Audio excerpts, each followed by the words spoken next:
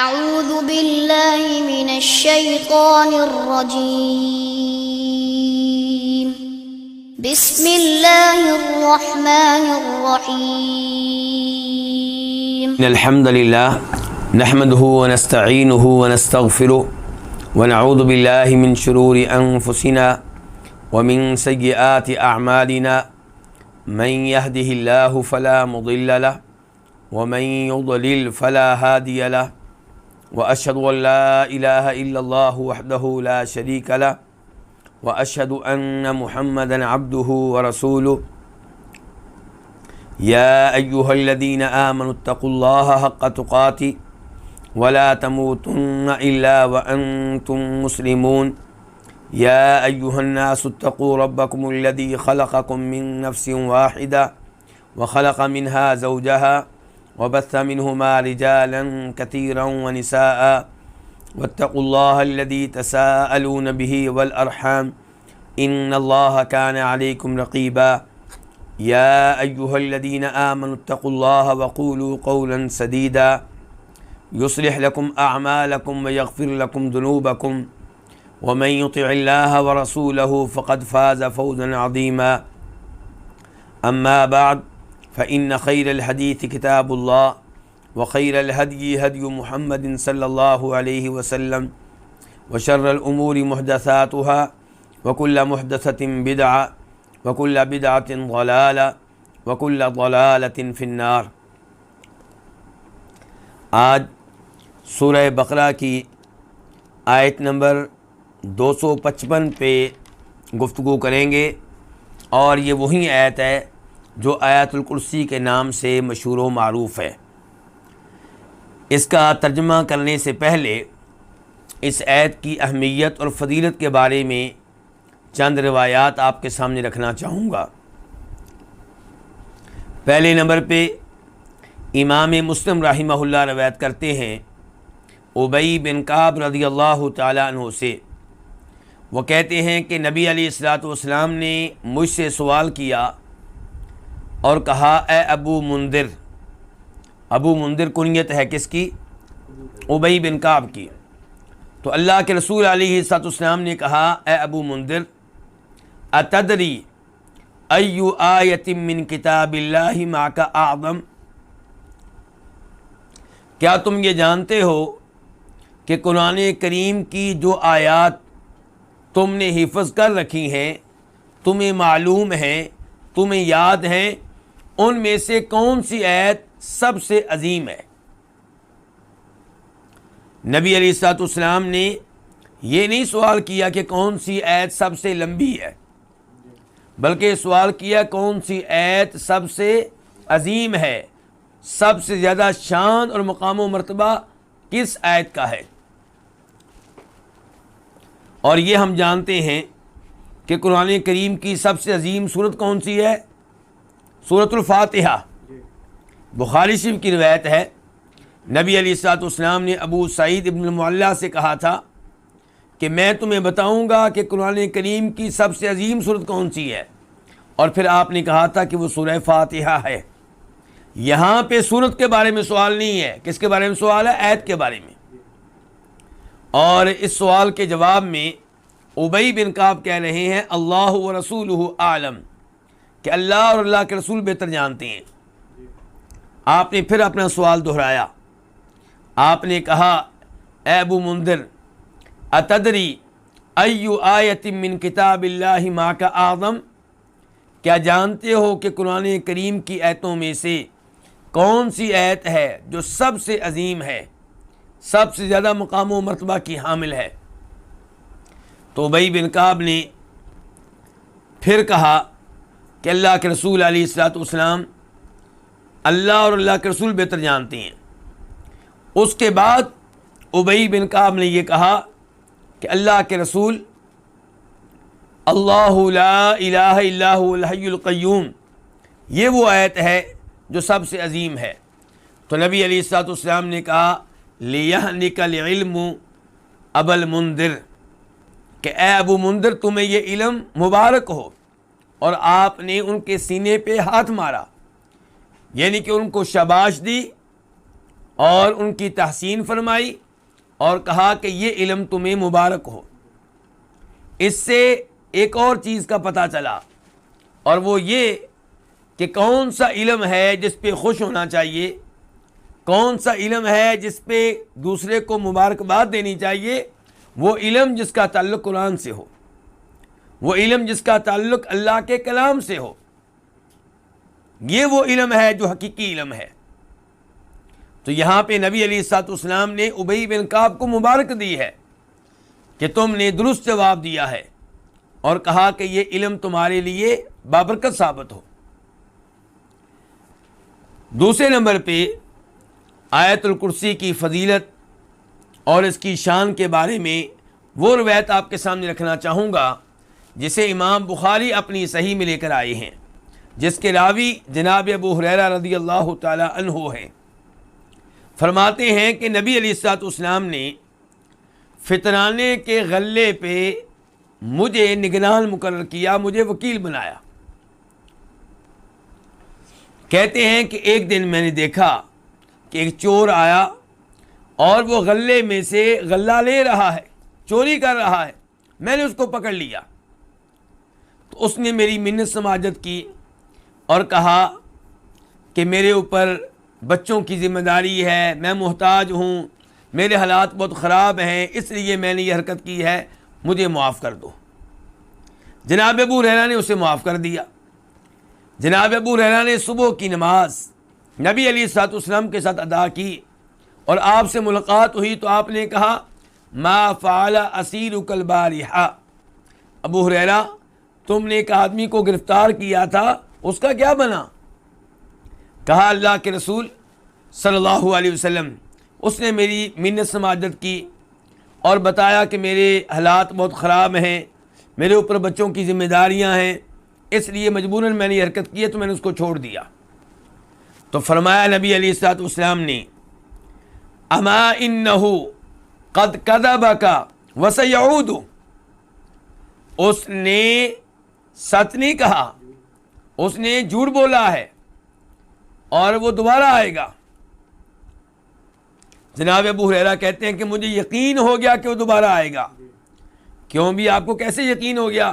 کہتے ہیں کہ نبی علیہ الصلوۃ والسلام کے یہ فرمان سن کر مجھے یقین ہو گیا کہ وہ آئے گا۔ اس سے آپ اندازہ لگا سکتے ہیں کہ صحابہ کرام نبی علیہ الصلوۃ والسلام کی احادیث پہ کس قدر ایمان رکھتے تھے۔ جناب ابو ہریرہ کہتے ہیں میں اس کے انتظار میں گات لگا کر بیٹھ گیا، وہ آیا اور اس نے پھر چوری شروع کر دی، میں نے اس کو گرفتار کر لیا، اس نے پھر میری منت سماجت کی اور پھر کہا کہ میں مجبوراً آیا ہوں، میرے حالات خراب ہیں، بچوں کی ذمہ داریاں ہیں میرے اوپر، اور وعدہ کیا کہ آئندہ ایسی حرکت نہیں کرے گا۔ تو میں نے ایک دفعہ پھر اسے چھوڑ دیا۔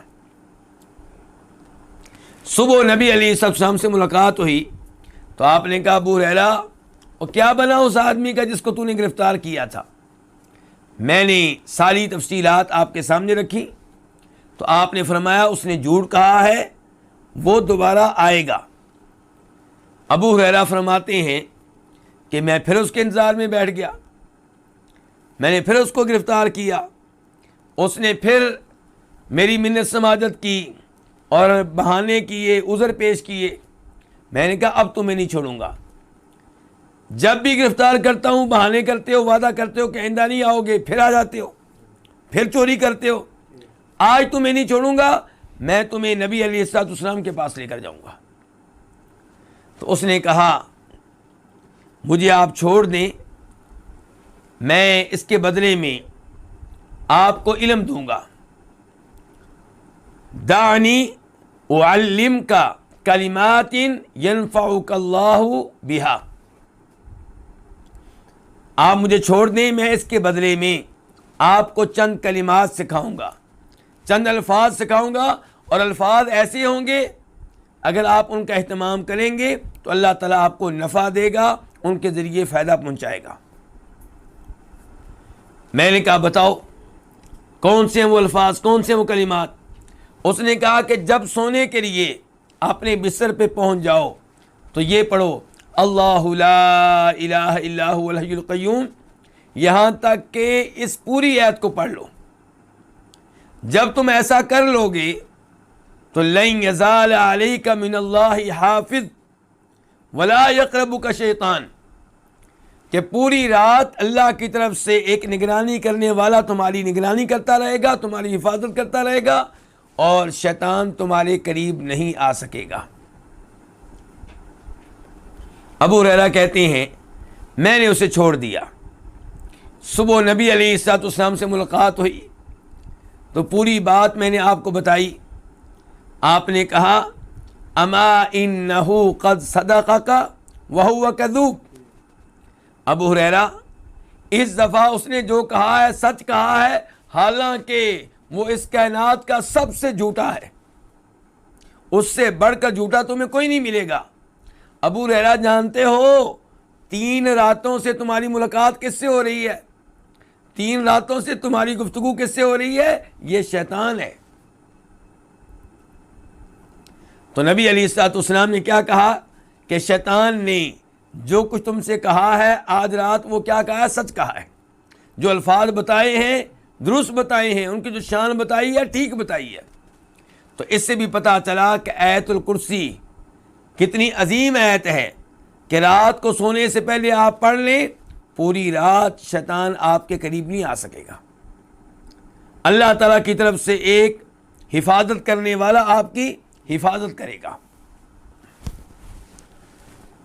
تیسرے نمبر پہ آیت الکرسی کی شان میں، اس کی اہمیت و فضیلت میں وہ روایت آپ کے سامنے رکھنا چاہوں گا جسے ابو امامہ رضی اللہ عنہ روایت کرتے ہیں، جس کے صحیح اور ضعیف ہونے میں اختلاف ہے، لیکن شیخ البانی رحمہ اللہ جو عصر حاضر کے بہت بڑے محدث ہیں، انہوں نے اس روایت کو درست اور قابل قبول قرار دیا ہے۔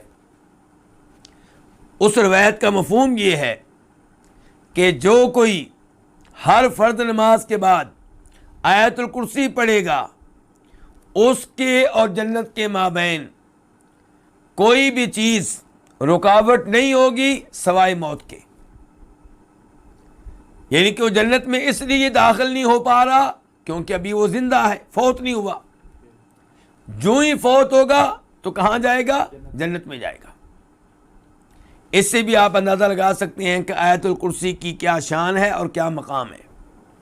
تو یہ وہ عظیم آیت ہے جس کا ترجمہ اور جس کی تفسیر آج ہم جاننے لگے ہیں۔ تو سب سے پہلے میں اس کا ترجمہ آپ کے سامنے رکھنا چاہوں گا۔ اللہ تعالیٰ فرماتے ہیں اللہ لا الہ الا هو الحی القیوم، اللہ اس کے علاوہ کوئی بھی معبود برحق نہیں ہے، وہ زندہ ہے اور خود قائم ہے، دوسروں کو قائم رکھے ہوئے ہے، دوسروں کو سنبھالے ہوئے ہے۔ لا تأخذہ سنۃ ولا نوم، اسے کسی قسم کی اونگ نہیں پکڑتی، کسی قسم کی اونگ اس کو اپنی لپیٹ میں نہیں لیتی، ولا نوم، اور نہ ہی کسی قسم کی نیند اسے پکڑتی ہے۔ لہو ما فی السماوات و ما فی الارض، اسی کا ہے جو بھی آسمانوں میں ہے اور جو بھی زمین پہ ہے۔ من ذا الذی یشفع عندہ الا باذنہ، کون ہے جو اس کے ہاں اس کی اجازت کے بغیر شفاعت کر سکے؟ کون ہے جو اس کے ہاں شفاعت کرے مگر اس کی اجازت کے ساتھ، اس کے اذن کے ساتھ؟ یعلم ما بین ایدیہم وما خلفہم، وہ جانتا ہے جو ان کے آگے ہے اور جو ان کے پیچھے ہے، وہ علم رکھتا ہے اس کا جو ان کے آگے ہے اور جو ان کے پیچھے ہے۔ ولا یحیطون بشیء من علمہ الا بما شاء، اور وہ یعنی کہ لوگ، اور وہ اس کے علم میں سے کسی چیز کا احاطہ نہیں کرتے سوائے اس چیز کے جو وہ چاہے۔ وسع کرسیہ السماوات والارض، اس کی کرسی آسمانوں اور زمین سے وسیع ہے۔ ولا یعودہ حفظہما، اور اسے ان دونوں کی حفاظت یعنی کہ آسمان و زمین کی حفاظت تھکاتی نہیں ہے، ان دونوں کی حفاظت اس پہ بوجھ نہیں ہے۔ وَهُوَ الْعَلِيُّ الْعَظِيمُ، اور وہ نہایت بلند و بالا ہے، بہت عظمتوں والا ہے۔ یہ تھا اس آیت کا آسان ترجمہ۔ اب ہم آتے ہیں اس آیت کے مختلف جملوں کی طرف، ان کے الفاظ اور مفردات پہ بھی گفتگو ہوگی اور ان کی تفسیر جاننے کی بھی کوشش کریں گے۔ پہلے نمبر پہ اللہ تعالیٰ فرماتے ہیں اللہ لا الہ الا ہو۔ لا نفی جنس کا ہے، یعنی کہ یہ اپنے بعد میں آنے والے لفظ کی پوری جنس کی نفی کر دیتا ہے۔ جب آپ کہیں گے مثال کے طور پہ لا کتابہ، تو اس کا مطلب ہوگا کوئی بھی کتاب نہیں ہے، کوئی بھی کتاب موجود نہیں ہے۔ تو یہاں پہ کیا ہے؟ لا الہ، کوئی بھی الہ نہیں ہے، پوری یعنی کہ الہ کی پوری جنس کی نفی ہو گئی ہے، معبودوں کی پوری جنس کی نفی ہو گئی ہے، کسی قسم کا کوئی معبود نہیں ہے۔ اور الہ جو ہے یہ لا کا کیا ہے؟ اسم، لا نفی جنس کا یہ اسم ہے۔ الہ فعال کے وزن پہ ہے، معنی مفعول کا دے رہا ہے۔ الہ بمعنی معبود۔ الہ کس کو کہتے ہیں؟ جس کی عبادت کی جائے، جس کی پرستش کی جائے۔ تو کوئی بھی ایسا نہیں ہے جس کی عبادت کی جائے، کوئی بھی ایسا نہیں ہے جس کی پرستش کی جائے۔ لا کا اسم کیا ہے؟ الہ۔ اب ہمیں ضرورت ہے لا کی خبر کی، تو وہ کیا ہے؟ مقدر ہے۔ تو مقدر ہم کیا کس کو مقدر قرار دیں گے؟ حق ان کو، یعنی کہ لا الہ حق، کوئی بھی معبود برحق نہیں ہے۔ یعنی کہ جھوٹے معبود تو بہت زیادہ ہیں، جن کی غلط طور پہ عبادت ہو رہی ہے وہ تو ہم شمار بھی نہیں کر سکتے۔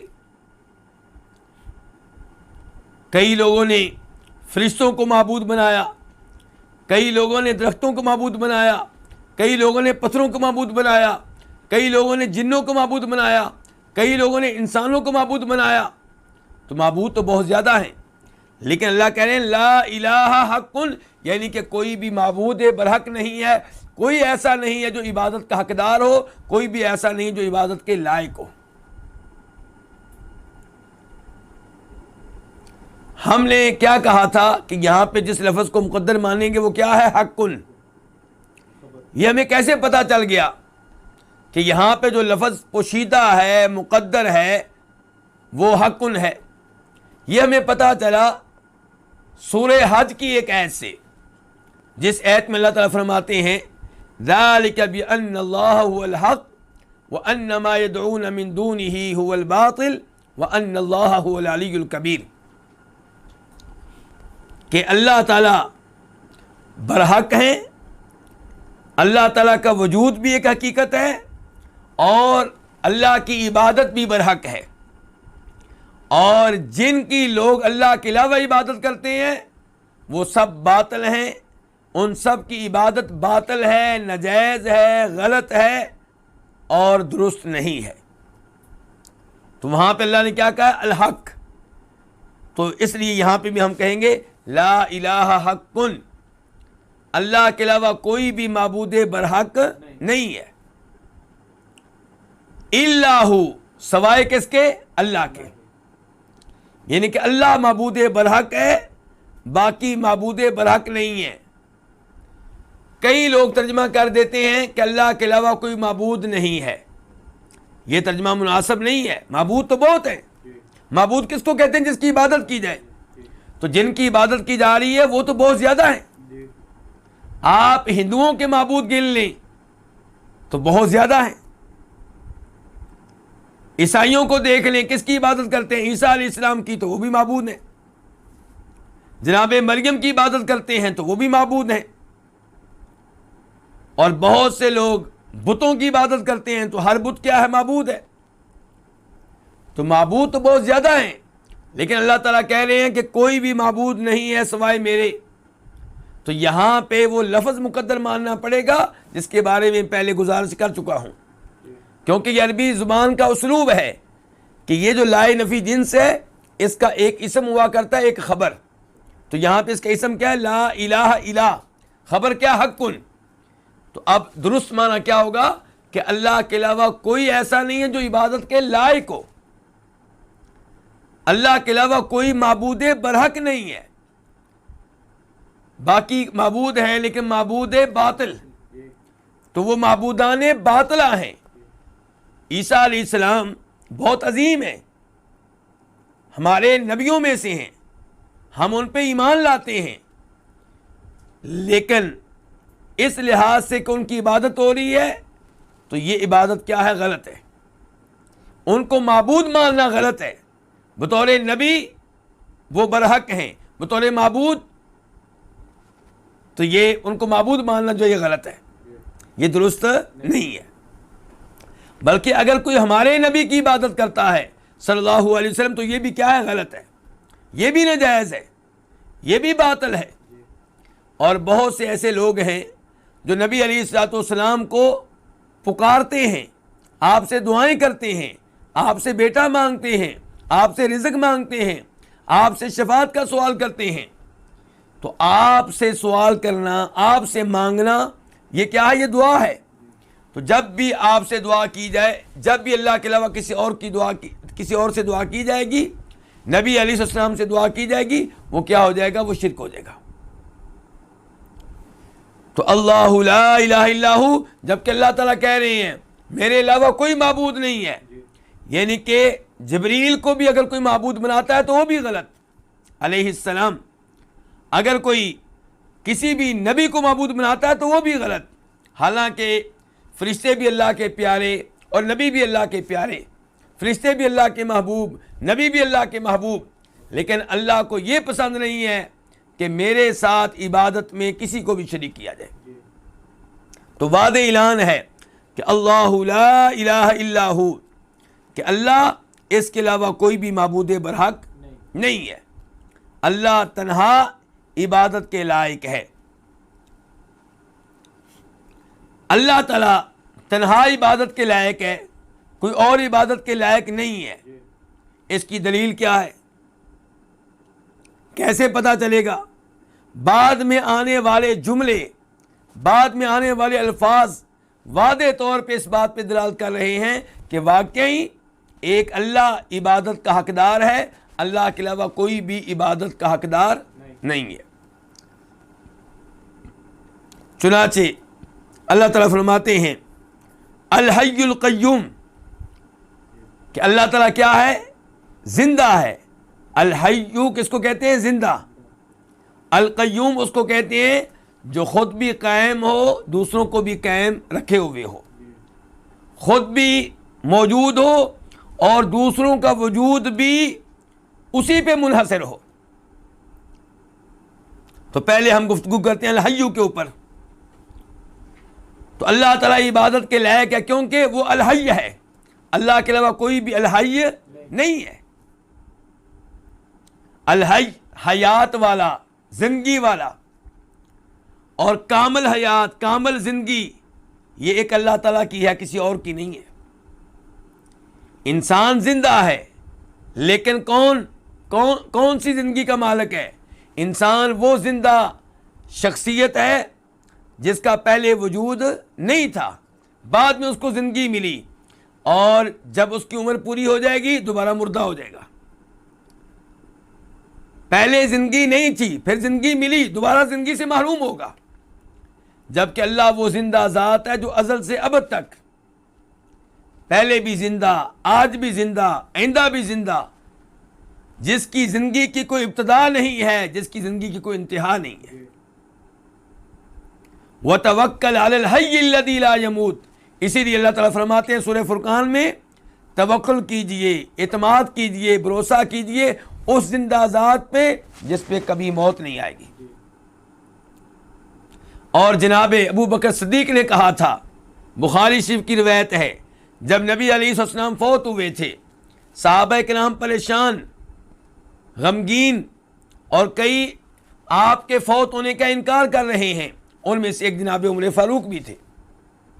تو جناب صدیق رضی اللہ عنہ اس موقع پہ تشریف لائے، آپ کے ممبر پہ چڑھے اور تاریخی خطبہ ارشاد فرمایا، کہا تھا من کان یعبد محمدا فإن محمدا قد مات ومن کان یعبد اللہ فإن اللہ حی لا یموت، کہ جو عبادت کیا کرتا تھا جناب محمد صلی اللہ علیہ وسلم کی تو وہ تو فوت ہو چکے ہیں، اور جو عبادت کیا کرتا ہے اللہ تعالیٰ کی تو اللہ تعالیٰ زندہ ہیں، اللہ پہ کبھی بھی موت طاری نہیں ہوگی۔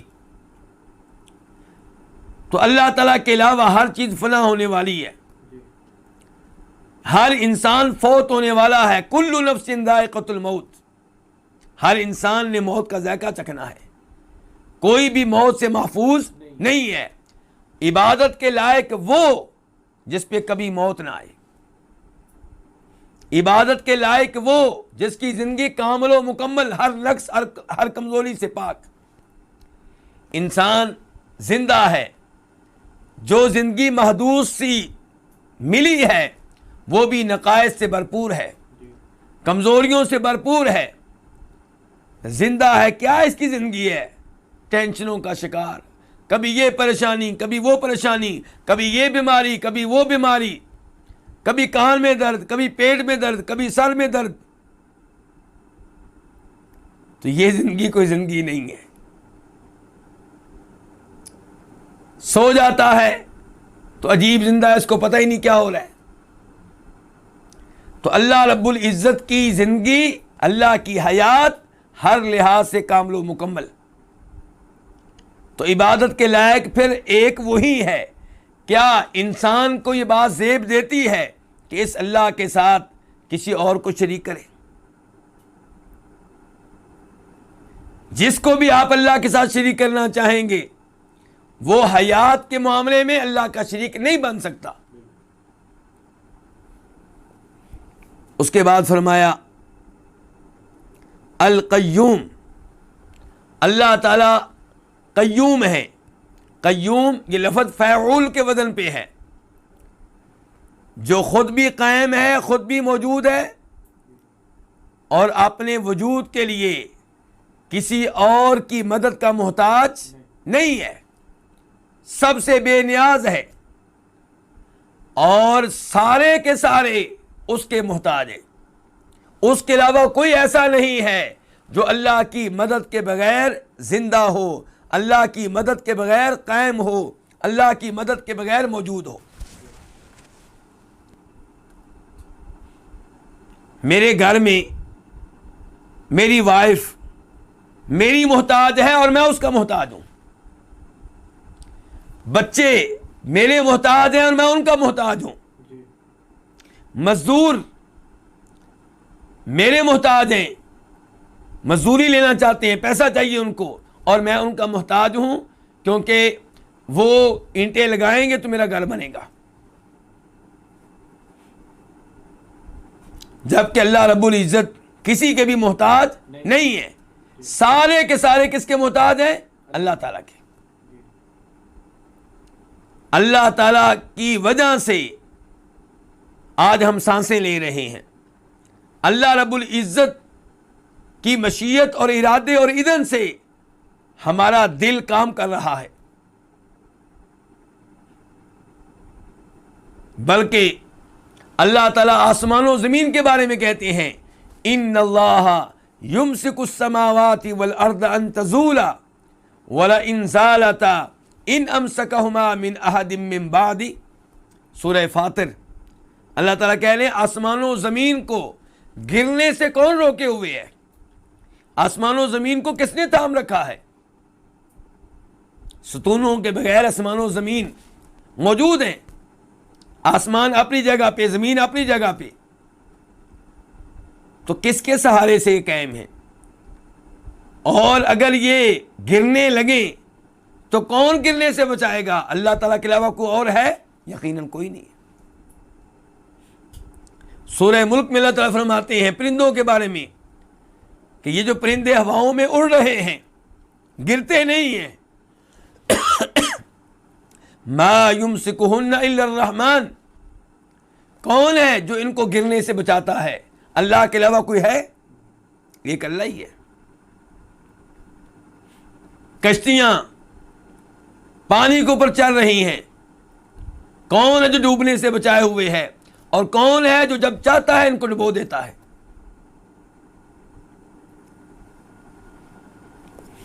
تو اللہ تعالیٰ کیا ہے؟ قیوم ہے۔ اللہ تعالیٰ خود موجود ہیں ازل سے ابد تک، اور اپنے وجود کے لیے اللہ تعالیٰ کسی کی مدد کے محتاج نہیں ہے، اور اللہ تعالیٰ کے علاوہ جو بھی ہے وہ اللہ رب العزت کا محتاج ہے۔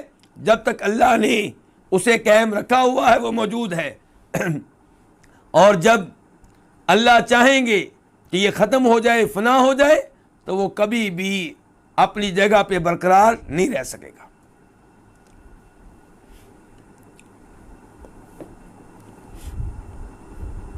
تو کیا اللہ کے علاوہ کوئی اور قیوم ہے؟ تو جب اللہ تعالیٰ کے علاوہ کوئی اور قیوم نہیں ہے تو پھر ہم اسے اللہ کے ساتھ عبادت میں شریک کیوں کریں؟ ہم کیوں کہیں کہ دعا اس سے بھی کی جا سکتی ہے، رکوع اس کو بھی کیا جا سکتا ہے، سجدہ اسے کیا جا سکتا ہے، مشکل کشا حاجت روا اسے قرار دیا جا سکتا ہے، کیوں؟ لا تأخذہ، یہ تین الفاظ ہیں۔ لا نفی کے لیے جس کا معنی ہے نہیں کا، تأخذ یہ فعل مضارع ہے واحد مؤنث کے لیے، تأخذ وہ پکڑتی ہے، لا تأخذ وہ نہیں پکڑتی، تو لا تأخذ نہیں پکڑتی ہو اسے، کس کو؟ اللہ تعالیٰ کو۔ کیا چیز نہیں پکڑتی؟ سیناتن، سیناتن کس کو کہتے ہیں؟ اونگ کو۔ ولا نوم، اور نہ ہی نیند، یعنی کہ کسی قسم کی نیند یا کسی قسم کی اونگ اللہ رب العزت پہ طاری نہیں ہوتی۔ اللہ رب العزت اس عیب سے بھی پاک ہیں، تو اس لحاظ سے بھی اللہ تعالیٰ عبادت کے حقدار ہیں کہ اللہ تعالیٰ ان دو عیبوں سے پاک ہیں، جبکہ وہ لوگ جن کے اللہ کے علاوہ عبادت کی جاتی ہے وہ اس عیب سے پاک نہیں ہیں۔ ہر انسان نیند کا محتاج ہے، جسے نیند نہ آئے لوگ اس کا علاج کراتے ہیں، کہتے ہیں کہ اس کو نیند نہیں آتی، یہ ان کی بیمار ہے، جبکہ اللہ تعالیٰ وہ عظیم ذات ہیں کہ اگر یہ کہا جائے کہ اللہ تعالیٰ نعوذ باللہ سوتے ہیں تو یہ عیب قرار پائے گا۔ مسلم شریف کی حدیث ہے، صحیح حدیث، ان اللہ لا ینام، یقیناً اللہ تعالیٰ سوتے نہیں ہیں، ولا ينبغي له ان ينام، اور نہ اللہ تعالیٰ کے یہ شان ہے کہ اللہ تعالیٰ سوئیں۔ تو اللہ تعالیٰ اس عیب سے پاک ہیں، جبکہ انسانوں میں سب سے عظیم انسان کون گزرے ہیں؟ جناب محمد رسول اللہ صلی اللہ علیہ وسلم۔ وہ نیند یا اونگ سے پاک نہیں تھے، آپ اونگ کے بھی محتاج تھے، نیند کے بھی محتاج تھے۔ آئیے ایک روایت آپ کے سامنے رکھتا ہوں، اس روایت کو امام مسلم اپنی صحیح میں لے کر آئے ہیں۔ ابو قتادہ انصاری رضی اللہ تعالیٰ عنہ کہتے ہیں کہ میں نبی علیہ الصلوۃ والسلام کے ساتھ ساتھ تھا، رات کا وقت تھا، نبی علیہ الصلوۃ والسلام اپنی سواری پہ بیٹھے ہوئے ہیں اور سواری چل رہی ہے اور آپ اونگ رہے ہیں، اونگتے اونگتے آپ سواری سے ایسے ہو گیا جیسے ایک سائڈ پہ ہو گئے ہوں، جھک گئے ایک جانب، تو میں آیا اور میں نے آپ کو سہارا دیا اور آپ کو سواری پہ ٹھیک کیا، درست کیا، یعنی کہ آپ جھکنے لگے تھے تو میں نے آپ کو ٹھیک کر دیا، یعنی کہ میں نے آپ کو کیا کر دیا؟ برابر کر دیا۔ ابو قتادہ کہتے ہیں تھوڑی دیر کے بعد پھر میں نے محسوس کیا کہ نبی علیہ الصلوۃ والسلام سو رہے ہیں، اونگ رہے ہیں اور آپ ایک جانب ہو گئے ہیں۔ میں پھر آیا، آپ کو ہاتھ لگایا، سہارا دیا اور آپ کو پھر برابر کر دیا۔ تیسری بار نبی علیہ الصلوۃ والسلام بہت زیادہ نیند کی وجہ سے ایک جانب جھک گئے، تو میں نے آ کر پھر آپ کو سہارا دیا اور آپ کو برابر کیا، لیکن اس بار آپ جاگ گئے۔ آپ نے کہا بھی آپ کون ہیں؟ میں نے کہا ابو قتادہ ہوں۔ آپ نے کہا تم کب سے میرے ساتھ ایسے چل رہے ہو؟ میں نے کہا اللہ کے رسول علیہ الصلوۃ والسلام شروع رات سے میں اسی طرح آپ کے ساتھ چل رہا ہوں۔ آپ نے کہا کہ اللہ تعالیٰ تمہاری حفاظت فرمائے جس طرح تم نے اللہ کے نبی کی حفاظت کرنے کی کوشش کی ہے۔ تو یہاں پہ دیکھیے کہ نبی علیہ الصلوۃ والسلام اپنے آپ کو اونگنے سے محفوظ نہیں رکھ سکے، اونگ سے آپ پاک نہیں تھے۔ ایسے ہی نیند کا معاملہ ہے، اس بارے میں وہ روایت آپ سب کو یاد ہوگی، بخاری مسلم کی روایت ہے کہ نبی علیہ الصلوۃ والسلام بحالت سفر رات کے آخری پہر ایک جگہ رکتے ہیں، پڑاؤ ڈالتے ہیں، اور پھر آپ کہتے ہیں کون ہے جو ہمیں فجر کی نماز کے لیے اٹھائے گا، جگائے گا؟ جناب بلال یہ ذمہ داری لیتے ہیں۔ نبی علیہ الصلوۃ والسلام اور دیگر صحابہ کرام سو جاتے ہیں، جناب بلال جاگ رہے ہیں اور وہ ٹیک لگا کر بیٹھ جاتے ہیں۔ ان کی آنکھ بھی غالب آ گئی، نیند ان پہ غالب آ گئی، آنکھیں بند ہو گئیں، سو گئے۔ نبی علیہ السلام بھی سوئے رہے، صحابہ کرام بھی سوئے رہے، اللہ کے سارے ولی سو گئے۔ جاگ رہا ہے تو کون؟ وہ اللہ جو رب ہے، جو پوری کائنات کا نظام چلانے والا ہے۔ کائنات کا نظام چلانے والے اللہ کے نبی نہیں ہیں، اللہ کے ولی نہیں ہیں، قبر والے نہیں ہیں۔ کائنات کا نظام چلانے والا وہ ہے جو کبھی بھی نہیں سوتا، نہ کبھی ماضی میں سویا، نہ آئندہ کبھی سوئے گا، جو اونگ کے عیب سے پاک ہے، نیند کے عیب سے پاک ہے۔ یہاں پہ دیکھیے کہ نبی علیہ الصلوۃ والسلام اور صحابہ کرام سوئے رہے حتیٰ کہ سورج نکلا، اور آپ کے صحابہ کرام نے دن کی روشنی میں باجماعت فجر کی نماز ادا کی، دھوپ نکل چکی تھی۔ تو کہنے کا مطلب یہ ہے کہ نبی علیہ الصلوۃ والسلام جو تمام انسانوں میں سب سے افضل ہیں، سب سے اعلیٰ ہیں، وہ بھی نیند سے محفوظ نہیں تھے، اونگ سے محفوظ نہیں تھے۔ تو ان چیزوں سے محفوظ کون ہے؟ اللہ رب العزت۔ تو اس سے بھی پتہ چلا کہ اللہ تعالیٰ تنہا ہر طرح کی عبادت کا حقدار ہے۔ اس کے بعد اللہ تعالیٰ فرماتے ہیں لہو ما فی السماوات وما فی الارض، اسی کا ہے جو آسمانوں میں ہے اور جو زمین میں ہے۔ آسمان و زمین کی ہر چیز کا مالک کون؟ اللہ تعالیٰ۔ زمین پہ موجود ہر چیز کا مالک کون؟ اللہ تعالیٰ۔ ہر چیز کا خالق بھی وہی، ہر چیز کا مالک بھی وہی۔ نہ ان چیزوں کو پیدا کرنے میں اللہ کا کوئی شریک ہے، نہ ان چیزوں کے مالک ہونے میں اللہ تعالیٰ کا کوئی شریک ہے۔ اس لیے کیا کہا گیا؟ لہو، اسی کا ہے، ان کے کسی اور کا نہیں ہے، وہ اکیلا ہی مالک ہے۔ لہو یہ خبر ہے، پہلے آئی ہے، پہلے آنے کی وجہ سے حصر کا معنی پیدا ہو گیا ہے۔ اگر جملہ یوں ہوتا کہ ما فی السماوات و ما فی الارض لہو، تو پھر معنی ہم یوں کرتے کہ جو آسمانوں میں ہے، جو زمین میں ہے، وہ اللہ تعالیٰ کا ہے۔ لیکن اب لہو پہلے آیا ہے، اب معنی کیا ہوگا؟ صرف اسی کا ہے، اسی ہی کا ہے جو آسمانوں میں ہے اور جو زمین میں ہے۔ تو لہو یہ دو لفظ ہیں، لام کے لیے کہ واسطے کا معنی دیتا ہے، اور ہو اس کا، کس کا؟ اللہ کا۔ اللہ ہی کا ہے۔ ما جو، اسم موصول الذی کے معنی میں، جو فی السماوات آسمانوں میں ہے، السماوات جمع ہے کس کی؟ السما کی۔ وما فی الارض، اور جو کس میں ہے؟ زمین میں ہے۔ ان الفاظ سے ایک تو یہ پتا چلا کہ آسمان ایک نہیں ہے، آسمان زیادہ ہیں۔ اور کتنے ہیں؟ اس کا تذکرہ اللہ نے ایک اور آیت میں کیا ہے، سورہ طلاق، اللہ الذی خلق سبع سماوات ومن الارض مثلہن، اللہ ہی نے ساتوں آسمان پیدا کیے اور اللہ ہی نے اتنی زمینیں پیدا کی۔ تو زمینیں کتنی ہو گئیں پھر؟ 7۔ لیکن یہاں پہ آسمانوں کی باری آتی ہے تو لفظ جمع کا آیا ہے، زمین کی باری آتی ہے تو لفظ جمع کا نہیں ہے۔ لیکن یاد رہے کہ یہاں پہ الارض سے مراد جنس ارض ہے، یعنی کہ جتنی بھی زمینیں ہیں۔ تو اس لیے اللہ تعالیٰ ہر آسمان کے مالک، ہر زمین کے مالک، اور اللہ تعالیٰ ہر آسمان میں موجود ہر مخلوق کے مالک، اور زمین پہ موجود ہر مخلوق کے مالک. تو جو ان تمام چیزوں کا مالک ہے وہ اکیلا عبادت کا حقدار ہے. اور یہ ساری چیزیں مخلوق ہیں, یہ ساری چیزیں مملوک ہیں, ان کو اللہ کے برابر کیسے کیا جا سکتا ہے عبادت کے معاملے میں؟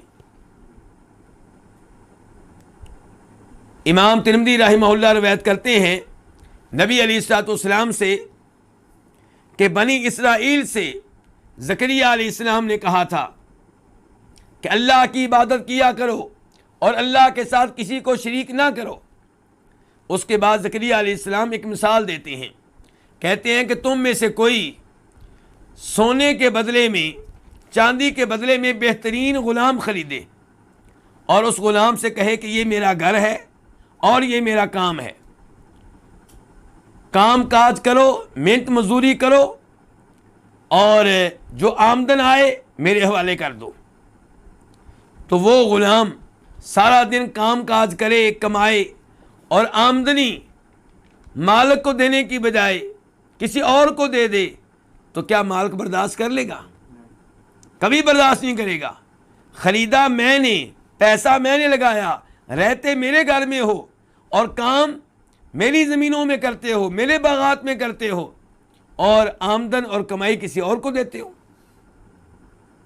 تو اللہ رب العزت کے لیے تو وللہ المثل الاعلی, یہ مثال تو سمجھانے کے لیے ہے, ورنہ اللہ نے ہمیں خریدا نہیں, اللہ نے ہمیں پیدا کیا ہے, اللہ نے ہمیں زندگی دی ہے, اللہ نے ہمیں ایک ایک عضو دیا ہے, اللہ تعالی ہمیں صبح و شام رزق دے رہا ہے, اللہ کی وجہ سے ہم سانسیں لے رہے ہیں, اللہ کی وجہ سے ہمارا دل کام کر رہا ہے, ہمارے جسم کا ایک ایک حصہ اللہ تعالیٰ کا محتاج ہے, اور ہماری ایک ایک نعمت اللہ کی طرف سے ہے. تو پھر اللہ کی بجائے کسی اور کی عبادت کرے تو اللہ رب العزت یقیناً اس چیز کو معاف کرنے والے نہیں ہیں, الا یہ کہ انسان فوت ہونے سے پہلے توبہ کر لے. تو لہو ما فی السماوات و ما فی الارض, اسی کا ہے جو آسمانوں میں ہے اور جو زمین میں ہے. من ذا الذی یشفع عندہ الا باذنہ, کون ہے جو اس کے ہاں شفاعت کرے مگر اس کے اذن سے, اس کی اجازت سے. من اس میں استفہام ہے, کیا معنی دے گا؟ کون کا. بلکہ من ذا کو آپ ایک ساتھ اس میں استفہام بھی کہہ سکتے ہیں, یعنی کہ علماء کرام نے دو انداز اختیار کیے ہیں. ایک یہ ہے کہ من کو الگ اس میں استفہام کہیں اور ذا کو الگ کر دیں, دوسرا یہ کہ من ذا کو ایک ساتھ کہیں کہ یہ اس میں استفہام ہے. دونوں کا معنی کیا ہوگا؟ کون. الذی, یہ من کی خبر ہے, کون ہے جو یشفع, شفاعت کرے, فعل مضارع ہے واحد کے لیے, شفاعت کرے, سفارش کرے, عندہ, اس کے ہاں, کس کے ہاں؟ اللہ کے ہاں, اللہ کے پاس. کون ہے جو اللہ کے پاس شفاعت کرے؟ الا باذنہ, مگر اس کے اذن سے. اللہ کا معنی مگر, باذنہ, اس کے اذن سے. کس کے اذن سے؟ اللہ کے اذن سے, اللہ کی اجازت سے, اللہ کے حکم سے. اس جملے کا مفہوم یہ ہوا کہ کسی کی یہ جرت نہیں ہے کہ اللہ کے پاس اللہ کے اذن کے بغیر شفاعت کر سکے. تو اس جملے سے ہمیں دو چیزوں کا علم ہو رہا ہے. ایک یہ کہ شفاعت اللہ کے ہاں ممکن نہیں ہے, دوسرا یہ ہے کہ شفاعت اللہ کے ہاں ممکن ہے. تو شفاعت اللہ کے ہاں ممکن نہیں ہے کب؟ جب اللہ کی اجازت کے بغیر ہو. شفاعت اللہ کے ہاں ممکن نہیں ہے جب اس کے حق میں شفاعت کی جائے جو شفاعت کا حقدار نہ ہو. شفاعت اللہ کے ہاں ممکن نہیں ہے جب شفاعت وہ کرنا چاہے جس کو اللہ شفاعت کرنے کی اجازت نہ دے. اور جس شفاعت کا تذکرہ آیا ہے کہ ممکن ہے, یہ وہ شفاعت ہے جس میں تین چیزیں پائی جاتی ہیں. نمبر ایک, کہ شفاعت کرنے والا وہ ہوتا ہے جس پہ اللہ راضی ہیں. مثال کے طور پہ فرشتے, انبیاء کرام علیہم السلام, مومن, اور شفاعت اس کے حق میں ہو رہی ہو جس کے حق میں شفاعت ہونے پہ اللہ راضی ہے.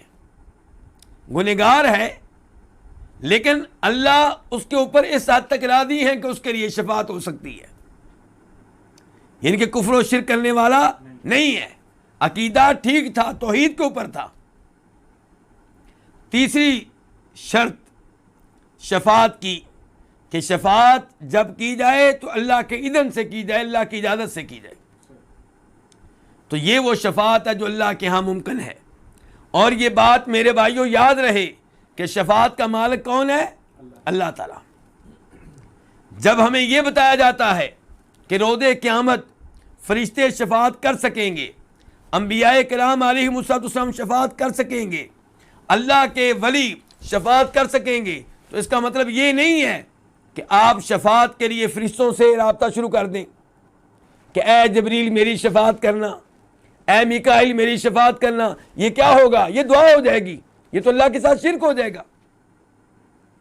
انبیاء کرام علیہم السلام شفاعت کر سکیں گے, اس کا مطلب یہ نہیں ہے کہ مدینہ میں پہنچ کر نبی علیہ السلام کی قبر کے پاس کھڑے ہو کے آپ اللہ کے رسول سے مطالبہ کریں کہ اللہ کے رسول ہماری شفاعت کیجیے گا. جبکہ آپ کی شفاعت برحق ہے, لیکن شفاعت کا مالک اللہ ہے. شفاعت آپ کی, شفاعت میں مرضی رب کی چلے گی تو رابطہ اللہ سے کرنا ہے. اللہ سے کہنا ہے کہ یا اللہ ہمیں ان میں شامل فرما جن کی نبی علیہ السلام روز قیامت شفاعت کریں گے. اللہ تعالیٰ کہتے ہیں قرآن حکیم میں سورہ زمر میں, قل للہ الشفاعۃ جمیعا, آپ کہہ دیں ساری کی ساری شفاعت کا مالک کون ہے؟ اللہ. اللہ تعالیٰ فرماتے ہیں وَكَم مِّن مَلَكٍ فِي السَّمَاوَاتِ لَا تُغْنِي شَفَاعَتُهُمْ شَيْئًا إِلَّا مِن بَعْدِ أَن يَأْذَنَ اللَّهُ لِمَن يَشَاءُ وَيَرْضَىٰ. آسمانوں میں کتنے ہی ایسے فرشتے ہیں جن کی شفاعت کوئی فائدہ نہیں دے گی. آسمانوں میں فرشتے بہت زیادہ ہیں لیکن ان کی شفاعت فائدہ نہیں دیتی. ہاں تب دیتی ہے جب اللہ تعالیٰ شفاعت کی اجازت دیں, اور شفاعت اس کے بارے میں ہو رہی ہو جس کے بارے میں اللہ چاہیں, جس پہ اللہ راضی ہو. دوسرے مقام پہ اللہ تعالیٰ کہتے ہیں وَلَا يَشْفَعُونَ إِلَّا لِمَنِ ارْتَضَىٰ وَهُم مِّن خَشْيَتِهِ مُشْفِقُونَ, کہ اللہ تعالیٰ کے فرشتے اللہ سے ڈرتے رہتے ہیں اور شفاعت کرتے ہیں تو اس کے حق میں جس کے حق میں شفاعت پہ اللہ راضی ہو. شفاعت دور کی بات ہے, کسی کی اتنی جرت نہیں ہوگی کہ اللہ کی اجازت کے بغیر بات کر سکے. روز قیامت اللہ کی اجازت کے بغیر کوئی بات بھی نہیں کر سکے گا. اللہ رب العزت نے یہ چیز وعدے کی ہے سورہ نبا میں. سورہ نبا میں اللہ نے کہا ہے کہ کوئی بھی اللہ کی اجازت کے بغیر گفتگو نہیں کر سکے گا. تو فرمایا من ذا الذی یشفع عنده الا باذنہ, کون ہے جو اللہ کے ہاں اللہ کے اذن کے بغیر شفاعت کر سکے. اگر اس آیت کو مزید سمجھنا چاہتے ہیں تو ایک حدیث توجہ سے سنیے گا, کیونکہ احادیث کے ذریعے قرآن واضح ہو جاتا ہے. نبی علیہ السلام قرآن کے مفسر ہیں, آپ کی احادیث قرآن سمجھنے کو آسان کر دیتی ہیں. امام بخاری وغیرہ روایت کرتے ہیں جناب انس بن مالک سے, وہ کہتے ہیں کہ فرمایا نبی علیہ السلام نے کہ لوگ جب میدان حشر میں ہوں گے, گرمی اور پسینے کی وجہ سے ان کا برا حال ہوگا. آدم علیہ السلام سے رابطہ کریں گے کہ آپ ہماری شفاعت کریں.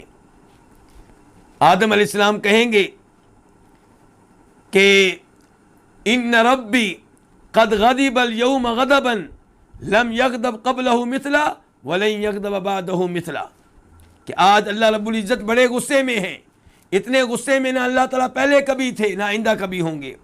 مجھ میں شفاعت کرنے کی ضرورت نہیں ہے, کسی اور کے پاس چلے جاؤ. اذهبوا الی غیری, نفسی نفسی, مجھے تو اپنی فکر ہے. جاؤ نوح کے پاس چلے جاؤ علیہ السلام. لوگ نوح علیہ السلام کے پاس آئیں گے, وہ بھی یہی الفاظ ادا کریں گے. ہر نبی یہ کہے گا کہ آج رب بڑے غصے میں ہے, مجھ میں شفاعت کرنے کی جرت نہیں ہے، مجھے تو اپنی پڑی ہے۔ نوح علیہ السلام مدد کر لیں گے، ابراہیم علیہ السلام مدد کر لیں گے، موسیٰ علیہ السلام مدد کر لیں گے، عیسیٰ علیہ السلام مدد کر لیں گے، پھر لوگ ہمارے نبی کے پاس آئیں گے، جناب محمد صلی اللہ علیہ وسلم کے پاس، تو آپ کہیں گے انا لہا، یہ کام میں کروں گا۔ لیکن صورتحال دیکھیے، خالق اور مخلوق کا فرق دیکھیے۔ نبی علیہ الصلوۃ والسلام اگرچہ تمام انسانوں میں سب سے افضل ہیں، اس کے باوجود براہ راست اور فوری طور پہ شفاعت نہیں کر سکیں گے، بلکہ اللہ تعالیٰ کے عرش کے نیچے سجدے میں پڑ جائیں گے، 7 دن 7 رات کے برابر سجدہ کریں گے، اور سجدے میں آپ فرماتے ہیں میں اللہ کی حمد و ثنا میں وہ الفاظ کہوں گا، وہ جملے ادا کروں گا جو مجھے ابھی نہیں آتے، تب اللہ میرے دل میں ڈالے گا اور میں کہتا چلا جاؤں گا۔ اتنا طویل سجدہ کرنے کے بعد پھر اللہ تعالیٰ کہیں گے کہ محمد صلی اللہ علیہ وسلم سر اٹھائیے، بات کیجیے، آپ کی بات سنی جائے گی، شفاعت کیجیے، آپ کی شفاعت مانی جائے گی۔ تو میرے بھائیوں، معاملہ نہایت خطرناک ہے۔ شفاعت کی وجہ سے بہت سے لوگ شرک میں مبتلا ہو گئے۔ جب لوگوں کو یہ بتایا گیا کہ اللہ کے ولی شفاعت کر سکیں گے، اللہ کے نبی شفاعت کر سکیں گے، اللہ کے فرشتے شفاعت کر سکیں گے، لوگوں نے فرشتوں کو پکارنا شروع کر دیا، لوگوں نے نبیوں سے دعائیں شروع کر دی، لوگوں نے اللہ کے ولیوں سے شفاعت کا سوال شروع کر دیا، اور یہ دعا ہے، اور دعا بہترین عبادت ہے، یہ اللہ کے ساتھ اوروں کو شریک کیا جا رہا ہے۔ حضرات انبیاء کرام کی، فرشتوں کی، مومنوں کی شفاعت برحق ہے، ہم اس پہ ایمان رکھتے ہیں، لیکن رابطہ کس سے کرنا ہے؟ مرضی کس کی چلے گی؟ اللہ کی۔ اگر کوئی یہ سمجھتا ہے کہ اللہ تعالیٰ کسی کی محبت کے ہاتھوں مجبور ہے اور جو شفاعت اللہ نہیں چاہیں گے وہ بھی ماننا پڑے گی، تو یہ اس کی خام خیالی ہے، غلط فہمی ہے۔ اللہ کسی کی محبت کے ہاتھوں مجبور نہیں ہے، اللہ کو کسی کا ڈر نہیں ہے، اللہ کو کسی کا خوف نہیں ہے۔ اللہ کو دنیاوی بادشاہوں کی طرح نہ سمجھو۔ بادشاہ کئی دفعہ وہ بات مان لیتا ہے جو ماننا نہیں چاہتا، دل نہیں کرتا، لیکن اس لیے مان لیتا ہے کہ شفاعت کرنے والا اس کا محبوب ہے، شفاعت کرنے والی اس کی محبوبہ ہے، اس کی وائف ہے، ملکہ ہے، شفاعت کرنے والا اس کا بیٹا ہے، لاڈلا بیٹا۔ اس لیے بادشاہ محبت کے ہاتھوں مجبور ہو کر بات مان لیتا ہے، اور کئی دفعہ بادشاہ خوف کی وجہ سے بات مان لیتا ہے۔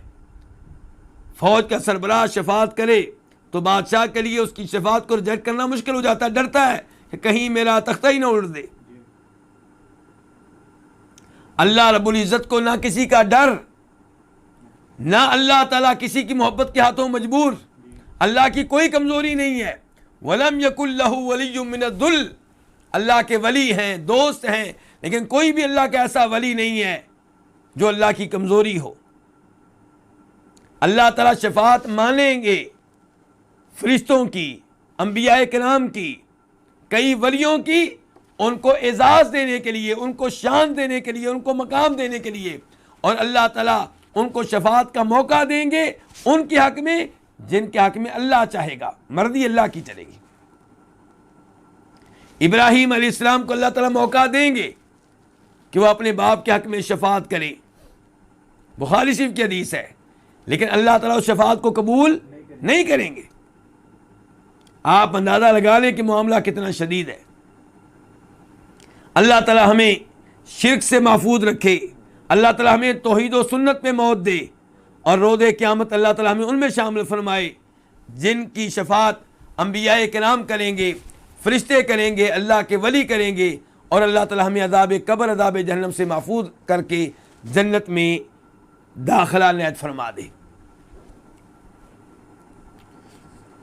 تو یہاں پہ کیا کہا جا رہا ہے کہ اللہ کے ہاں شفاعت ممکن نہیں ہے مگر اللہ کے اذن سے۔ یہ الفاظ بتا رہے ہیں کہ معتزلہ کا یہ عقیدہ غلط ہے، خارجیوں کا یہ عقیدہ غلط ہے کہ جس نے کبیرہ گناہ کیے اس کے لیے کوئی معافی نہیں ہے، اس کی کوئی شفاعت نہیں ہو سکے گی۔ ان کا یہ عقیدہ غلط ہے۔ شفاعت ہوگی کبیرہ گناہ کرنے والوں کے حق میں جب اللہ تعالیٰ چاہیں گے۔ نبی علیہ السلام کی صاف صاف حدیث ہے کہ شفاعتی لأہل الکبائر من امتی، کہ میں اپنی امت کے ان گناہ گاروں کی شفاعت کر سکوں گا جو کبیرہ گناہوں میں ملوث رہے ہوں گے۔ اس کے بعد اللہ تعالیٰ فرماتے ہیں یعلم ما بین ایدیہم وما خلفہم، اللہ تعالیٰ جانتے ہیں، یعلم یہ کیا ہے؟ فعل مضارع ہے واحد کے لیے، کہ وہ جانتا ہے کون؟ اللہ تعالیٰ۔ ما جو اسم موصول الذی کے معنی میں، اللہ جانتا ہے جو بین ایدیہم جو ان کے آگے ہے، لفظی معنی ہے جو ان کے ہاتھوں کے درمیان ہے۔ ہاتھوں کے درمیان یہ دیکھیں، ہاتھوں کے درمیان جو ہے یہ کیا ہے؟ میرے آگے ہے۔ تو ایدی یدن کی جمع ہے، ایدی کس کو کہتے ہیں؟ ہاتھوں کو، ہم ان کے، جو ان کے ہاتھوں کے درمیان ہے، یعنی کہ اللہ جانتے ہیں جو ان کے ہاتھوں کے آگے ہے، جو ان کے آگے ہے۔ وما خلفہم، اور جو ان کے پیچھے ہے، خلف پیچھے کو کہتے ہیں۔ تو اللہ جانتے ہیں جو ان کے آگے ہے اور جو ان کے پیچھے ہے۔ کیا مطلب ہے اس کا؟ کہ اللہ تعالیٰ ان کے مستقبل کو بھی جانتے ہیں، ان کے ماضی کو بھی جانتے ہیں۔ اللہ تعالیٰ اس زمانے کے بارے میں بھی معلومات پوری رکھتے ہیں جو زمانہ ان لوگوں کے لحاظ سے ماضی ہے، اور اللہ تعالیٰ اس زمانے کے بارے میں بھی مکمل علم رکھتے ہیں جو زمانہ ان کے لحاظ سے کیا ہے؟ مستقبل ہے۔ تو اللہ کا علم کامل اور مکمل ہے، اللہ کے علم میں کوئی کمی نہیں ہے، کوئی نقص نہیں ہے۔ انسان بھی علم رکھتا ہے، لیکن انسان اور اللہ کے علم میں کوئی مقابلہ ہی نہیں ہے۔ اللہ کے علم میں کوئی کمی نہیں ہے۔ ان اللہ لا یخفی علیہ شیء فی الارض ولا فی السماء، اللہ تعالیٰ کہتے ہیں آسمان و زمین میں کوئی ایسی چیز نہیں ہے جو اللہ سے مخفی اور پوشیدہ ہو، جو اللہ کے علم میں نہ ہو۔ اللہ تعالیٰ فرماتے ہیں وَيَعْلَمُ مَا فِي الْبَرِّ وَالْبَحْرِ وَمَا تَسْقُطُ مِنْ وَرَقَةٍ إِلَّا يَعْلَمُهَا وَلَا حَبَّةٍ فِي ظُلُمَاتِ الْأَرْضِ وَلَا رَطْبٍ وَلَا يَابِسٍ إِلَّا فِي كِتَابٍ مُبِينٍ، سمندر میں جو بھی چیز ہے، جو بھی جانور ہے، جو بھی مچھلی ہے، جو بھی سانپ ہے، جو بھی خزانہ ہے، ایک ایک چیز اللہ کے علم میں ہے۔ اور جنگل میں، خشکی میں، صحراؤں میں ایک ایک مخلوق اللہ کے علم میں ہے۔ کوئی بھی پتا جو گر رہا ہے اللہ کے علم میں ہے، کوئی بھی چیز تر ہو یا خشک ہو اللہ کے علم میں ہے، بلکہ اللہ نے لکھی ہوئی ہے، لوح محفوظ میں تحریر کی ہوئی ہے، یہ اللہ کا علم ہے۔ اور انسان کا علم اپنے کمرے میں بھی ہر چیز کو نہیں جانتا، اپنی جیب کی ہر چیز کے بارے میں علم نہیں رکھتا، اپنے پیٹ کی ہر چیز کے بارے میں علم نہیں رکھتا۔ انسان تو اپنے بیٹوں کے نام بھول جاتا ہے، انسان کو یہ نہیں پتا میرے بیٹے اس وقت کہاں ہیں، انسان کو یہ نہیں پتا میری وائف اس وقت کیا کر رہی ہے۔ انسان نہ اپنے بارے میں پورا علم رکھتا ہے، نہ اپنی وائف کے بارے میں، نہ اپنے بچوں کے بارے میں، دوسروں کے بارے میں کیا علم رکھے گا۔ تو بہرحال اللہ تعالیٰ علم رکھتا ہے اس کا جو ان کے آگے ہے اور جو ان کے پیچھے ہے۔ تو یہ جملہ جو ہے اس سے پتہ چلا کہ ان لوگوں کا عقیدہ غلط ہے جنہیں قدری کہا جاتا ہے، جو تقدیر کے منکر ہیں، جو کہتے ہیں کہ اللہ کو ہر چیز کا علم تب ہوتا ہے جب وہ واقع ہوتی ہے، اللہ کو پہلے سے ہر چیز کا علم نہیں ہوتا۔ یعنی کہ انسان نے کیا کرنا ہے، گناہ کرے گا یا نیکی کرے گا، یہ چیز اللہ کو پہلے سے معلوم نہیں ہے۔ تو یہ عقیدہ گمراہی پہ مشتمل ہے۔ اللہ تعالیٰ علم رکھتے ہیں ہر اس چیز کا جو ان کے آگے ہے اور جو ان کے پیچھے ہے۔ اس کے بعد اللہ تعالیٰ فرماتے ہیں وَلَا يُحِيطُونَ بِشَيْءٍ مِّنْ عِلْمِهِ إِلَّا بِمَا شَاءَ، وہ احاطہ نہیں کر سکتے بِشَيْءٍ کسی بھی چیز کا، من علمه اس کے علم میں سے، الا مگر بما اس چیز کا جو وہ چاہے۔ ولا یحیطون، واو کا معنی کیا؟ اور، لا نفی کے لیے نہیں، یحیطون وہ احاطہ کرتے، فعل مضارع ہے جمع کے لیے، اس کا واحد کیا ہوتا ہے؟ یحیطو، وہ احاطہ کرتا ہے۔ یحیطون وہ احاطہ کرتے ہیں، ولا یحیطون اور وہ احاطہ نہیں کرتے، بشیء کسی بھی چیز کا، من علمہ اس کے علم میں سے، کس کے علم میں سے؟ اللہ کے علم میں سے، الا مگر، بما اس چیز کا، ما جو ہے اسم موصول الذی کے معنی میں، مگر اس چیز کا، ما شاء جو وہ چاہے، کون چاہے؟ اللہ چاہے، شاء فعل ماضی ہے واحد کے لیے۔ اللہ رب العزت بار بار انسان کو بتا رہے ہیں کہ عبادت کے لائق میں تنہا ہوں، میرے علاوہ کوئی بھی عبادت کے لائق نہیں ہے، کیونکہ میرا ان امور میں کوئی شریک نہیں ہے جن امور سے پتہ چلتا ہے کہ عبادت کے لائق کون ہے۔ میں تو وہ ہوں کہ میرے پاس کسی کو شفاعت کرنے کی جرت نہیں ہے جب تک میں اجازت نہ دوں، تو یہ ہے جو عبادت کے لائق ہے۔ اور یعلم ما بین ایدیہم وما خلفہم، علم کے لحاظ سے بھی میرا کوئی شریک نہیں ہے، تو میرے ساتھ عبادت کے وہ حقدار کیسے ہو سکتے ہیں؟ میرے ساتھ عبادت میں ان کو شریک کیسے بنایا جا سکتا ہے؟ اب اللہ کہہ رہے ہیں کہ وہ اللہ کے علم میں سے کسی چیز کا احاطہ نہیں کر سکتے۔ اللہ کے علم سے کیا مراد ہے؟ ایک معنی یہ ہو سکتا ہے کہ اللہ کے بارے میں علم، یعنی کہ اللہ تعالیٰ کہہ رہے ہیں کہ میرے بارے میں ان کے پاس علم نہیں ہے، میرے ناموں کے بارے میں، میری صفات کے بارے میں، میرے افعال کے بارے میں، میری قدرت کے بارے میں، میری عظمت کے بارے میں ان کے پاس علم نہیں ہے، سوائے اس علم کے جو میں چاہوں، جو میں نے دے دیا۔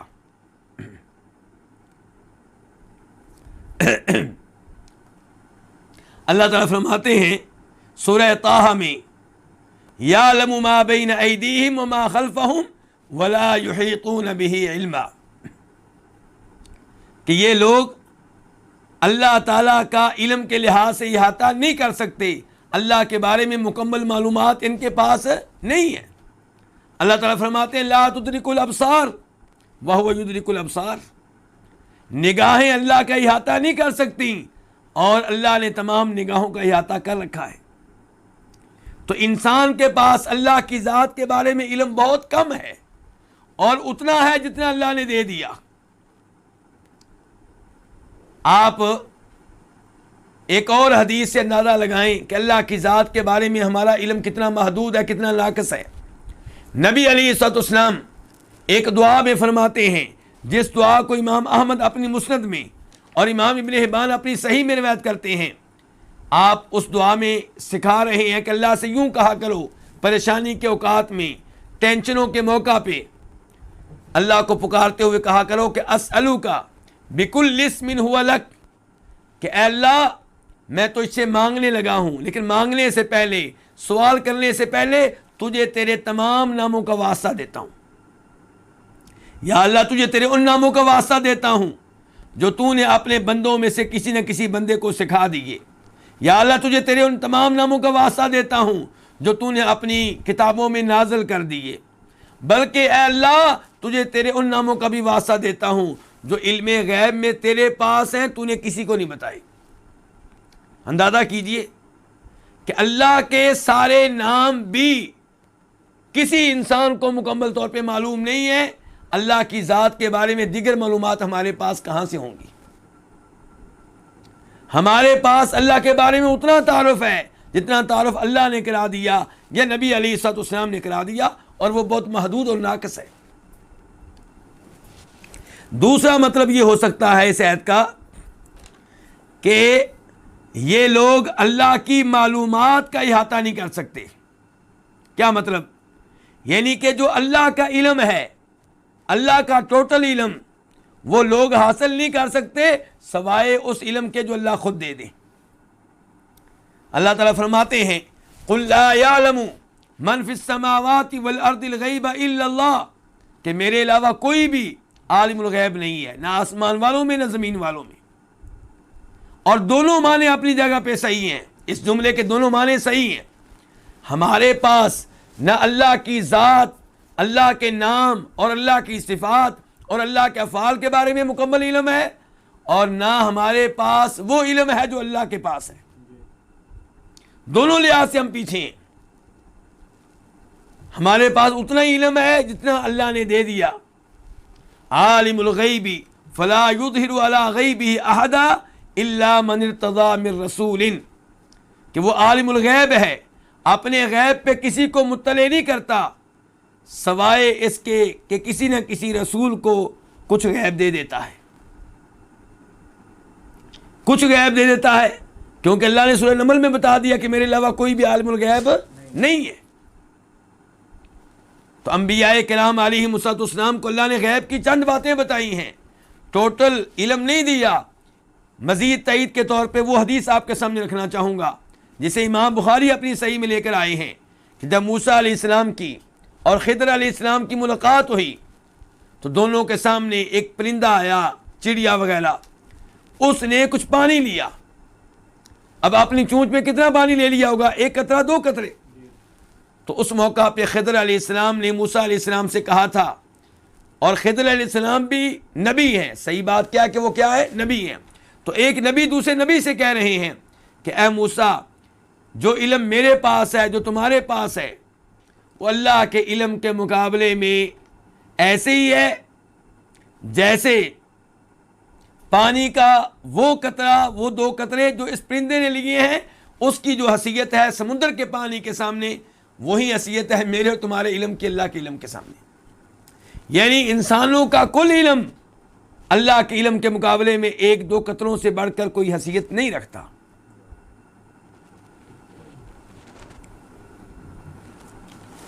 تو اللہ تعالیٰ کیا کہہ رہے ہیں؟ وَلَا يُحِيطُونَ، اور وہ احاطہ نہیں کر سکتے بِشَيْءٍ مِّنْ عِلْمِهِ، اللہ کے علم میں سے کسی چیز کا، إِلَّا بِمَا شَاءَ، سوائے اس چیز کے جو وہ چاہے.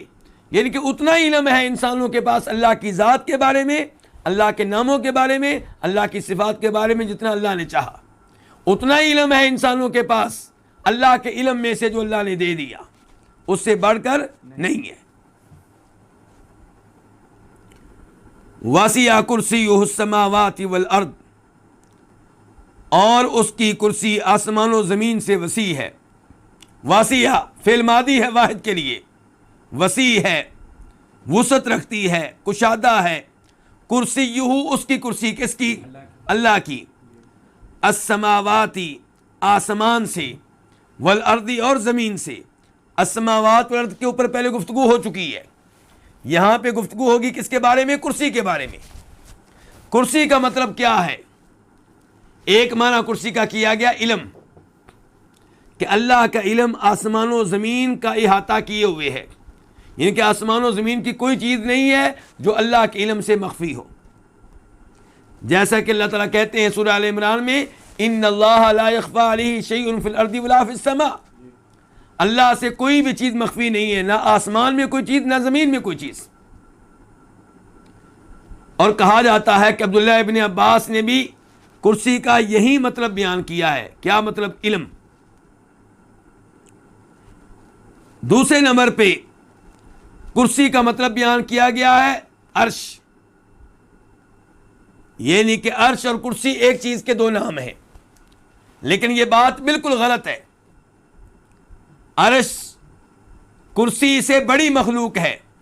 عرش اس کائنات کی سب سے بڑی مخلوق ہے، اس سے بڑی مخلوق کوئی نہیں ہے. عرش اس کائنات کی سب سے اونچی مخلوق ہے، اس سے اوپر کوئی مخلوق نہیں ہے، اس کے اوپر خالق ہے.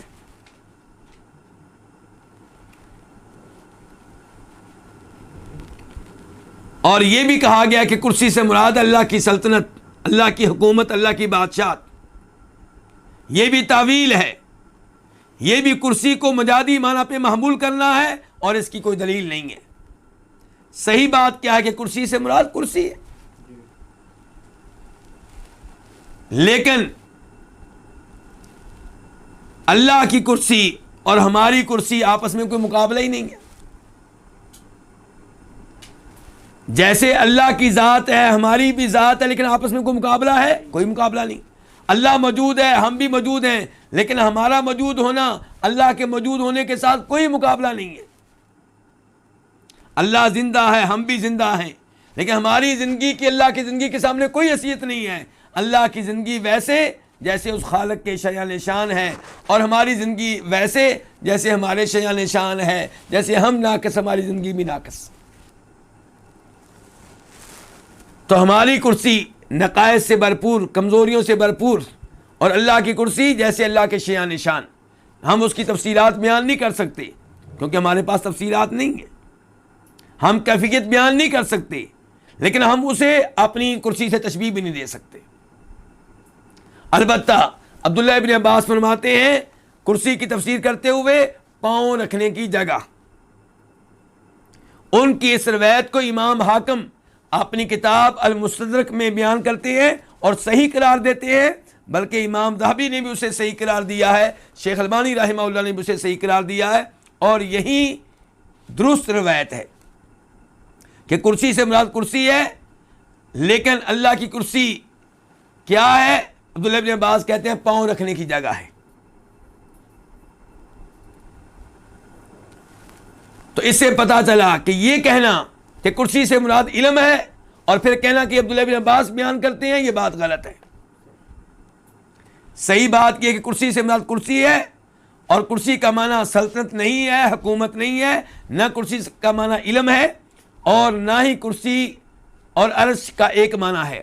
عرش الگ مخلوق ہے، کرسی الگ مخلوق ہے۔ کرسی کے بارے میں اللہ تعالیٰ کہہ رہے ہیں کہ آسمان و زمین سے وسیع ہے، اور فرماتے ہیں نبی علیہ الصلوۃ والسلام کہ ساتوں آسمان کرسی کے سامنے ایسے ہی ہیں جیسے ایک وسیع و عریض صحرا میں ایک چھلا ہو، انگوٹھی ہو، ایک چھلا وسیع و عریض صحرا میں پڑا ہو، اس کی صحرا کے سامنے کوئی حیثیت ہے؟ ایسے ہی کرسی کے مقابلے میں ایسے ہی کرسی کے مقابلے میں ساتوں آسمان ہیں،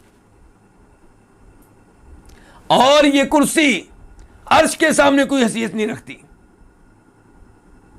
عرش اتنی بڑی مخلوق ہے کہ اس کرسی کی عرش کے سامنے کوئی حیثیت نہیں ہے۔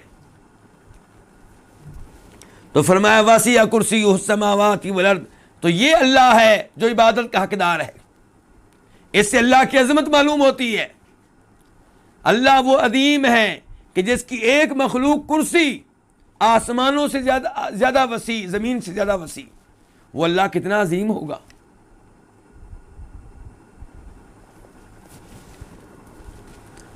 وَلَا يَؤُودُهُ حِفْظُهُمَا، اور اسے نہیں تھکاتی ان کی حفاظت۔ کن کی حفاظت؟ آسمان و زمین کے، آسمان و زمین کی۔ وَلَا يَؤُودُهُ، واو کا معنی اور، لا کا معنی نہیں۔ یعود فعل مضارع ہے واحد کے لیے، عاد یعود، عاد یعود، اس یعود بوجھل ہونا یا تھکانا، تو ولا یعودہ، اور اس پہ بوجھ نہیں ہے، کس پہ؟ اللہ پہ۔ حفظہما، ان کی حفاظت۔ کن کی حفاظت؟ آسمان و زمین کی، یعنی کہ اللہ آسمان و زمین کی حفاظت کر رہے ہیں، ان کو وجود بخشے ہوئے ہیں، ان کو گرنے سے محفوظ کیے ہوئے ہیں، تو اس وجہ سے اللہ کو کوئی تھکاوٹ نہیں ہوتی، اللہ کے لیے کوئی یہ مسئلہ نہیں ہے۔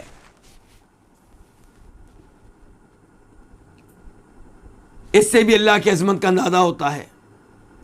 انسان کو 1 کلو وزن پکڑنا پڑ جائے تو مصیبت پڑ جاتی ہے۔ 1 کلو وزن اگر اٹھانا پڑے 10 گھنٹے کے لیے، 20 گھنٹے کے لیے، تو انسان کی ہمت جواب دے جاتی ہے۔ اور اللہ رب العزت ہر چیز کو وجود بخشے ہوئے ہیں، پوری کائنات کا نظام چلا رہے ہیں، اور اس وجہ سے اللہ کو کوئی تھکاوٹ نہیں ہوتی، کوئی پریشانی نہیں ہے، کوئی ٹینشن نہیں ہے۔ وَهُوَ الْعَلِيُّ الْعَظِيمُ، اور وہ بہت بلند ہے، سب سے بلند ہے، بہت عظمتوں والا ہے۔ تو یہ اللہ کے نام ہے، العلی بھی العظیم بھی۔ العلی کیا معنی ہے؟ بہت بلند، سب سے بلند، یعنی کہ اللہ علو والا ہے، بلندی والا ہے، اور یقیناً اللہ سے بلند کوئی نہیں ہے۔ مخلوقات میں سے سب سے اوپر مخلوق کون سی ہے؟ عرش، اور اللہ عرش سے اوپر ہیں، تو اللہ سب سے اوپر ہیں، ذات کے لحاظ سے بھی، صفات کے لحاظ سے بھی۔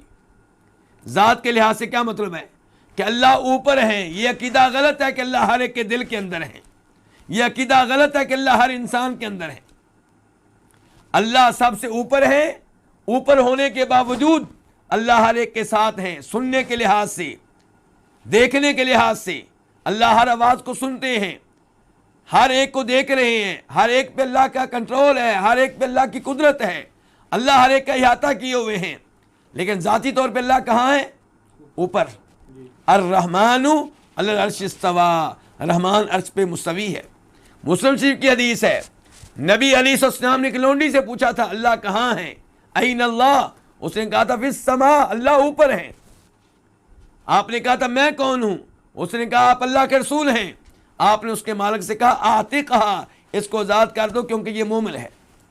اس کا مطلب یہ ہے کہ مومن وہ ہے جس کا عقیدہ ہو کہ اللہ اوپر ہے، اور جس کا عقیدہ ہو کہ اللہ ہر دل کے اندر ہے، اللہ ہر انسان کے اندر ہے، اس کا عقیدہ قرآن و حدیث کے مطابق نہیں ہے۔ ہاں یہ بات صحیح ہے کہ اللہ اوپر ہونے کے باوجود ہر ایک کے ساتھ ہیں۔ آپ اللہ کی چھوٹی سی مخلوق لے لیں، چاند، وہ اوپر ہے اور ہر ایک کے ساتھ ہے، جو بھی باہر چلے گا چاند اس کے ساتھ ہے، لیکن کیا وہ نیچے آ گیا ہے؟ کیا وہ نیچے آ گیا ہے؟ نہیں، وہ اوپر ہے۔ تو یہ اللہ کی ادنا سی مخلوق ہے، اور اللہ تعالیٰ کی مخلوق کا یہ حال ہے، تو اللہ تعالیٰ کے لیے کیا مشکل ہے کہ اللہ اوپر ہے اور ہر ایک کے ساتھ ہے، لیکن ہر ایک کے ساتھ ذاتی طور پہ نہیں، ذاتی طور پہ اللہ اوپر ہے۔ تو اللہ تعالیٰ بلندی والے ہیں، ذات کے لحاظ سے بھی، صفات کے لحاظ سے بھی۔ کوئی بھی ایسی صفت جو عمدہ ہو، اس میں اللہ کا کوئی شریک نہیں ہے۔ اللہ تعالیٰ سننے کے لحاظ سے، دیکھنے کے لحاظ سے، اللہ تعالیٰ قدرت کے لحاظ سے، احاطہ کرنے کے لحاظ سے، عظمت کے لحاظ سے، ہر لحاظ سے اللہ سب سے بلند ہے۔ تو صفات میں بھی اعلیٰ، ذات میں بھی اعلیٰ۔ العظیم، اللہ تعالیٰ عظمت والے ہیں، اللہ سے بڑھ کر کوئی عظیم نہیں ہے۔ تو اللہ عظیم ہے اپنی ذات کے لحاظ سے بھی، اللہ عظیم ہے اپنی صفات کے لحاظ سے بھی۔ اور اللہ کی عظمتوں کے کیا کہنے؟ مثال کے طور پہ اللہ کتنے عظیم ہیں، دیکھیے، وما قدر اللہ کا قدری والارض جمیعا قبضتہ یوم القیامہ والسماوات مطویات بیمینی سبحانہ وتعالی عما یشرکون۔ اللہ تعالیٰ فرماتے ہیں کہ ان لوگوں نے میری قدر نہیں کی، میری عظمت کو نہیں جانا۔ ساری زمینیں میری مٹھی میں ہوں گی اور سارے آسمان میرے دائیں ہاتھ میں لپٹے ہوئے ہوں گے، یہ ہے اللہ۔ وَيَحْمِلُ عَرْشَ رَبِّكَ فَوْقَهُمْ يَوْمَئِذٍ ثَمَانِيَةٌ، اللہ وہ ہے جس کے عرش کو روز قیامت 8 فرشتے اٹھائے ہوئے ہوں گے۔ اللہ کی عظمت اگر آپ ویسے پہچان نہیں پاتے تو اللہ کی مخلوقات پہ غور و فکر کیا کریں۔ افلا ينظرون الى الابل كيف خلقت، انسان اونٹ کی طرف نہیں دیکھتا کہ کتنی عظیم یہ مخلوق ہے، اس کو کیسے پیدا کیا اللہ نے۔